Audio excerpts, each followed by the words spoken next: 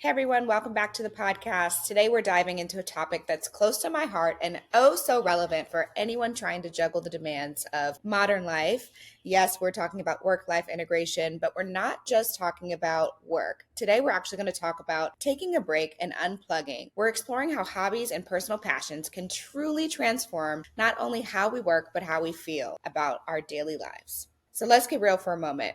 How many times have you ended your workday only to realize the time that you moved was to literally only grab a coffee, maybe grab a snack from the kitchen, or getting in and out of your car? And that kind of stinks, right? I've been there more times than I can count. And let's not forget that burnout and the endless hustle culture that screams we need to be on all the time, especially for entrepreneurs. And this, my friends, is exactly why today's episode is all about how to cultivate your life outside of business, outside of work, by embracing the fear, the fun, the DIY of hobbies, and making sure that it's a part of your life because it's not just optional, it's actually necessary to max your performance. Hey everyone, I'm Debaun, a passionate entrepreneur and life advisor. With the Journey podcast, you'll discover that success isn't about the destination, it's about the journey. I'm sharing stories of amazing people who've taken control of their lives. Join me on my own journey to discover the secret sauce behind reaching success with permission from no one else. Did you know that there's actually so many entrepreneurs that have really good hobbies? So like Sarah Blakely, she's a founder of Spanx. She exercises a ton. Jessica Alba, she does recipes.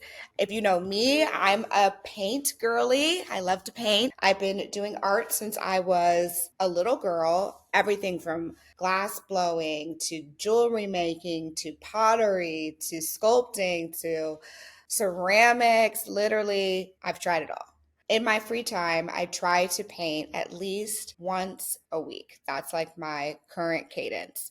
Now, of course, there's times during different seasons where it'll take me 2 or 3 months to actually get back to having a painting routine. But when I'm in my best self, when I'm in my truest self, when I have the best amount of balance in my life, I'm finding some time to paint, even if it's just 30 minutes or 45 minutes. And that has really helped me stay grounded and give me perspective. Now, I know what you might be thinking. Morgan, I'm crazy busy. How do I have time between trying to keep my business afloat, trying to eat healthy, trying to live well, trying to work out all the time and get 10,000 steps? How can I even think about taking time to cultivate a hobby? That's exactly what we're going to unpack today. How to think about hobbies and how to think about how hobbies are not just something to check off, but actually something that is just for you that can bring joy and a little bit of a break into your never ending to-do list, and how also hobbies can be something that can really actually fuel your creativity and fuel your advancement and your growth, which will make you a better entrepreneur, a better business leader, a better well-rounded person in society generally. And it's okay to also be bad at them. So let's get into it. First, let's tackle what you want to do. I want you to just for a moment close your eyes, unless you're driving, of course. Please don't close your eyes, but close your eyes and imagine that you are your 10-year-old self.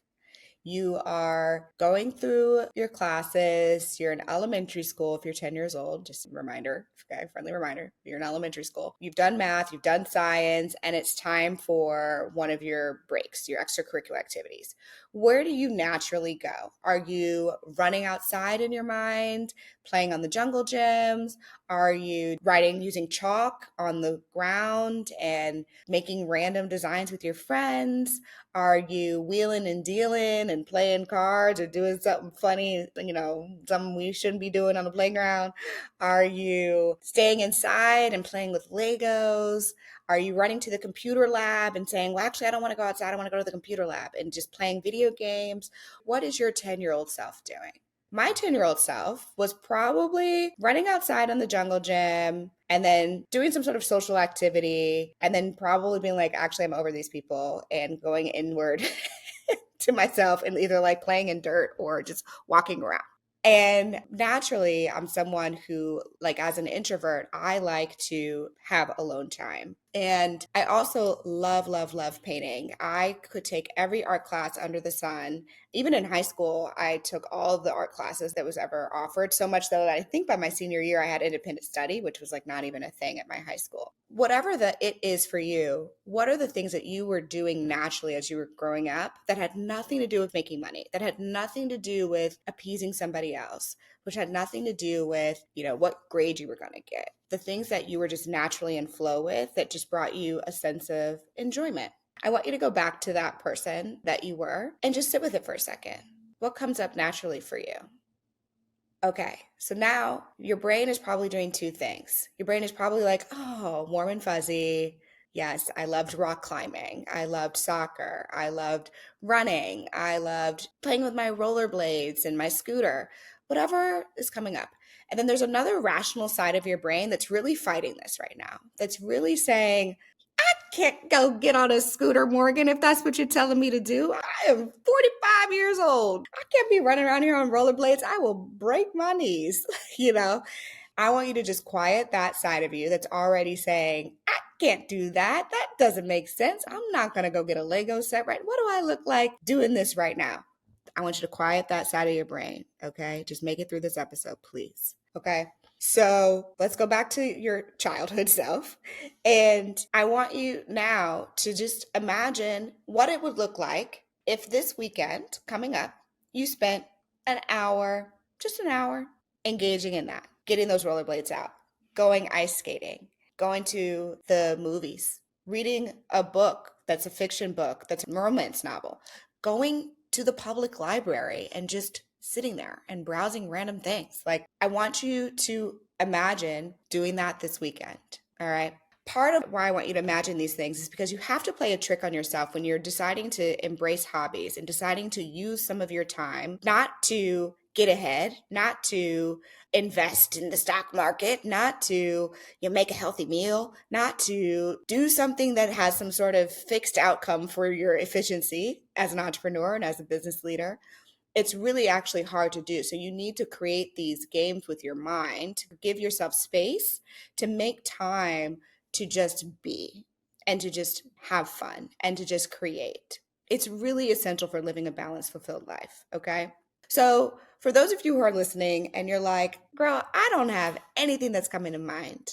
Not a thing. I can't think of anything. Does golf count? The answer is yes. It could be as simple as bird watching. I really don't care what the it is.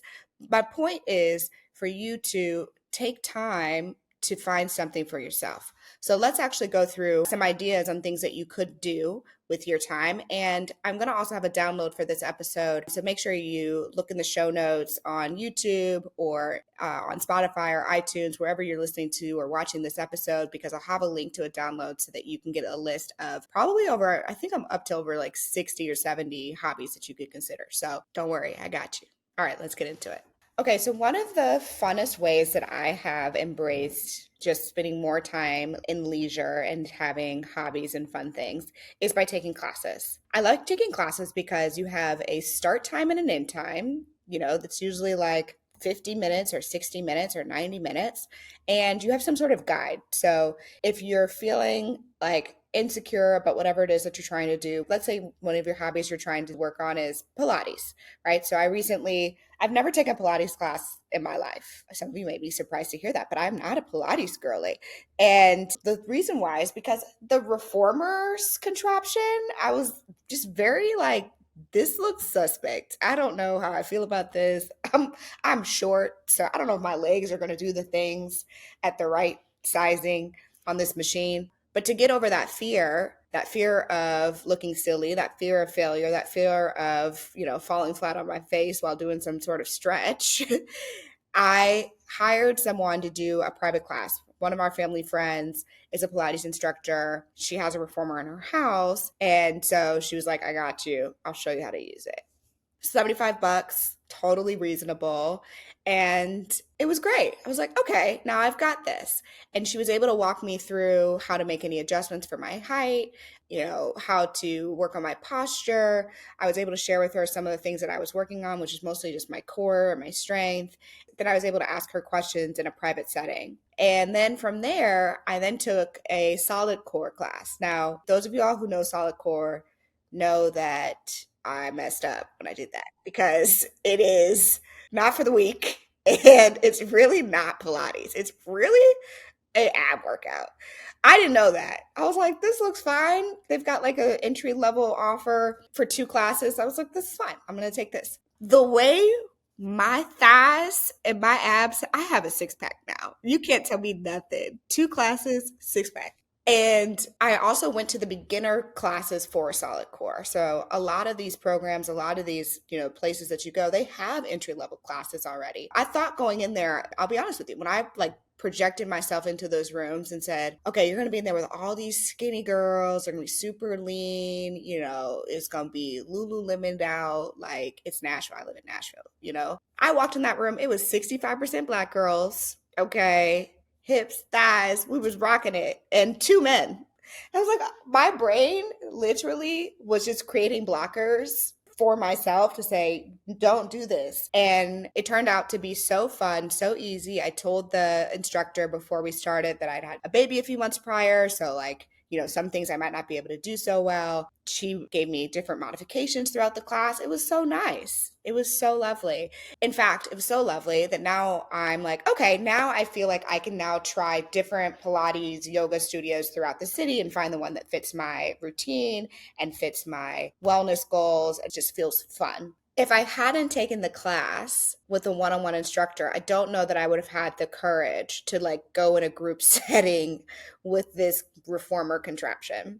And so one of my suggestions for you, if you're feeling intimidated by whatever it is that you're starting, if you're trying to play golf, if you're trying to be a chess master, if you're trying to make floral arrangements, is take a class. And if they offer a private session, maybe invest in it, right? $75 is a lot of money, but also it's like a night out, right? So just reframe your mindset on the investment as well, because it can build your confidence and it can also be really fun. So that's my first tip. My second tip is there's a lot of public resources in cities that we as adults oftentimes forget, like the library, museums. The art museum here in Nashville, the Frist Art Museum, has so many public free resources for learning, for development, for tours and conversations with artists, just public programs financed by the state, financed by donors. And you would be surprised how much free information in community centers there are for you. So try looking up museums in your area, look up libraries and community centers. You'll be surprised to find out that a lot of libraries have public access to different tools and crafting things like sewing machines, 3D printers, free access to different classes and courses, online classes, online courses, online books, just a lot of resources that are free and available to you. And honestly, like, who didn't like the library growing up? Like, let's be honest. Like, I used to love the library. Go to Barnes and Nobles. If you think you're too good for the library, go to Barnes and Noble and just sit there, okay?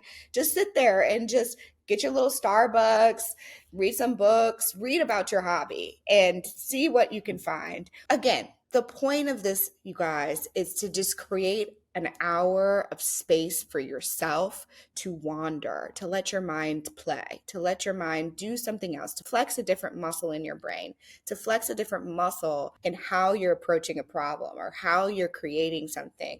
It is so, so fun. When I'm painting and I'm in my most relaxed self while I'm painting, I get into such a flow that I don't even remember like how I got to the steps in the painting, because I'm actually problem solving so many other things at work. Like I'm thinking through Blavity's M&A strategy. I'm thinking through growth strategies for the podcast. I'm thinking through how I want to respond to a challenging situation between 2 employees and leaders at our company. That is so critical, having that space to just have brain white space.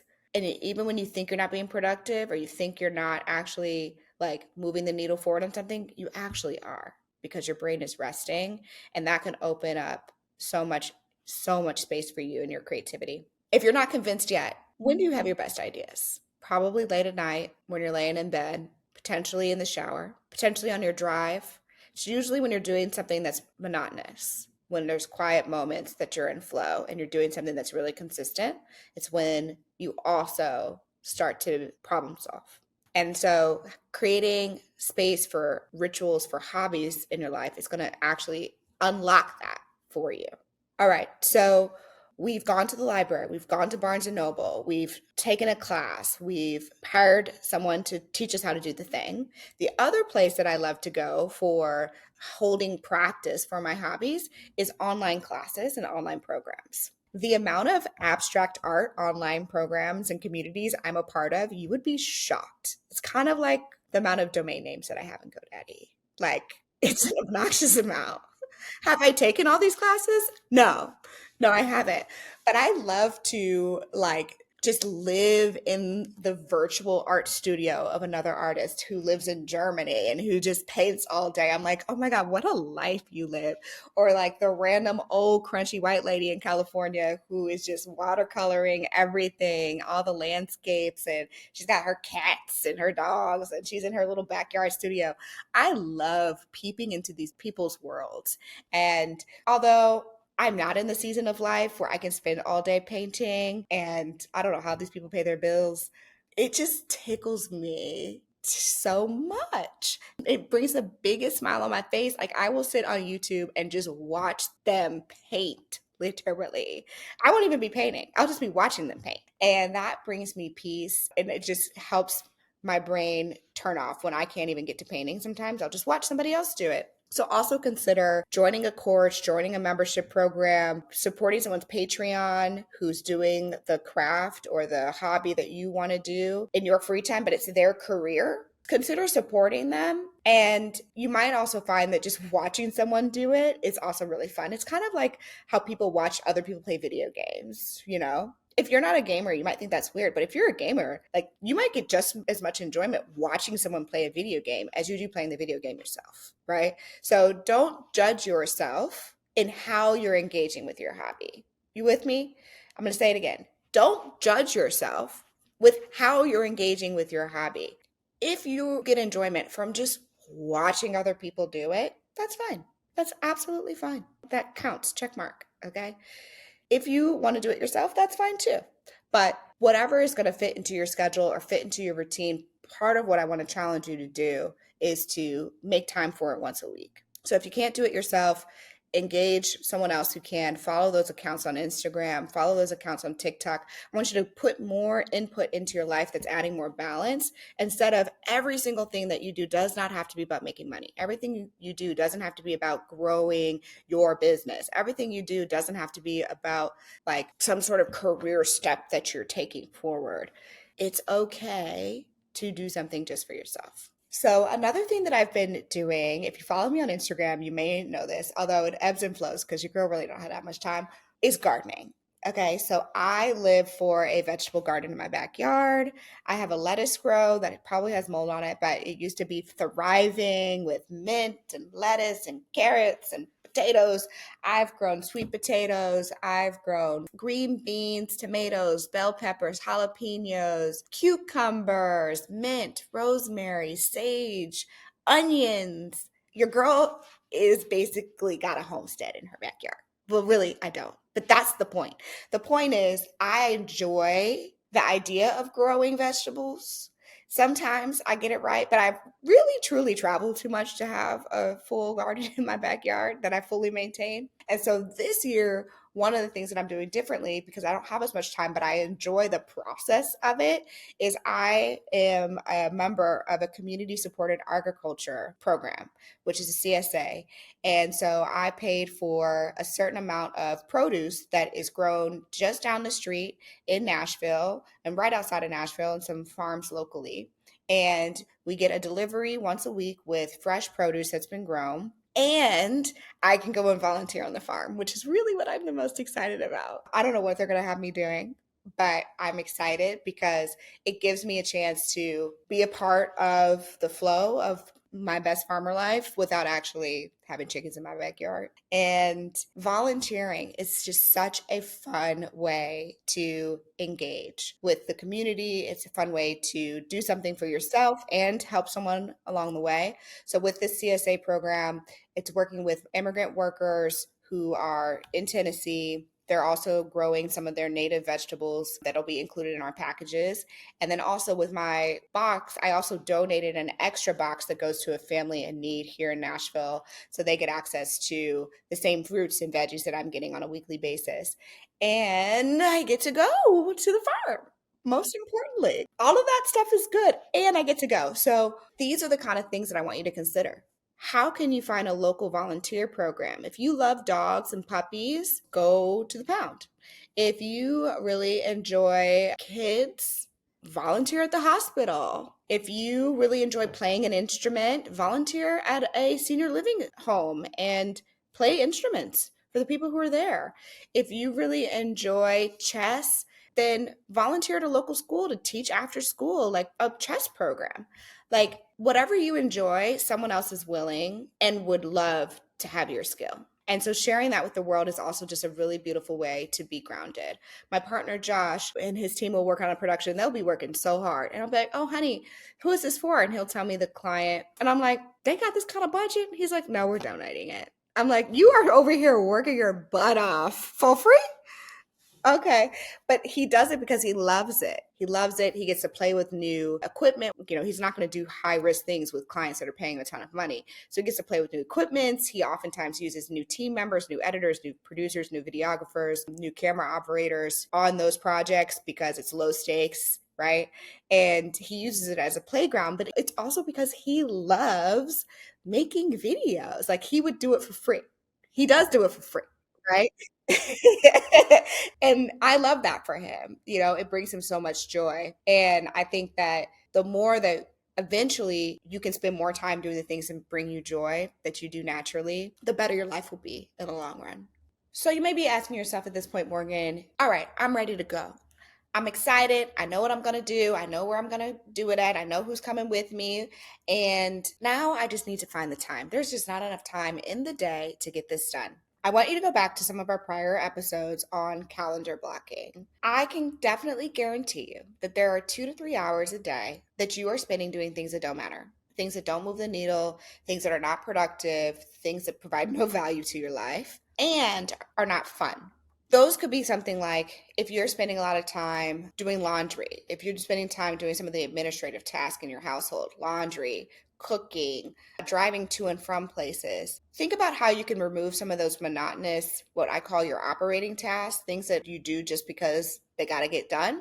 Think about delegating some of them, outsourcing them. You know, if you can get a laundry service twice a month and then replace that time that you would have been spending doing your laundry on your hobby, if you could organize a carpool to pick up or drop off your kid once a week, you know, maybe not every day, just once a week, and you can spend that time doing your hobby. One of the things I did recently was have my dad come take my baby on a walk in the morning. It's just a 45-minute walk, but that gave me 45 minutes that I would have otherwise been like, you know, entertaining him, playing with him, etc. But I use those 45 minutes now and I shift my day. I work harder in the morning, get my work done, and then I have a little bit of a break so that I can go work out in the afternoon, which otherwise would have been hard to fit in with kind of the schedule and how our household runs.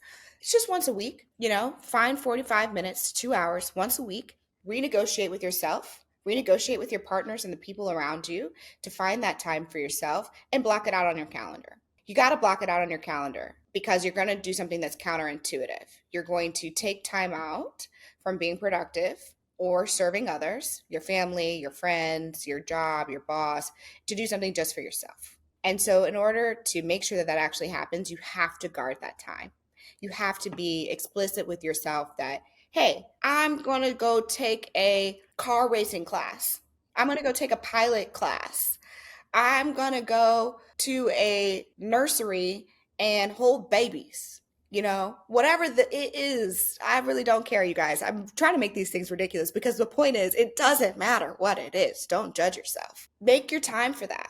And if it's helpful, tell the people in your immediate life that you're trying to do that, right? So I told my chief of staff, I'm trying to do the Pilates thing. So please just hold this time so that I can go do that. Or, I told my dad how I was struggling with just having some time for myself. And he was like, okay, I can be your help in that. I can be your confidant in that. I can be there for you and help make some time for you to do that.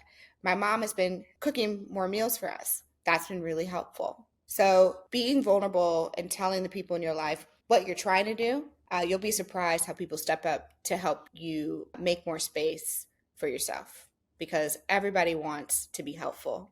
And oftentimes, as entrepreneurs, as leaders, we're the strong ones. And so we're the ones helping everybody else. We're the ones stepping up to fill in the gaps. And so when we give people the opportunity to help us, you'll be surprised how many people are willing to give you a hand. All right, friends, that's it for this mini episode with me, Morgan Debaun, your host.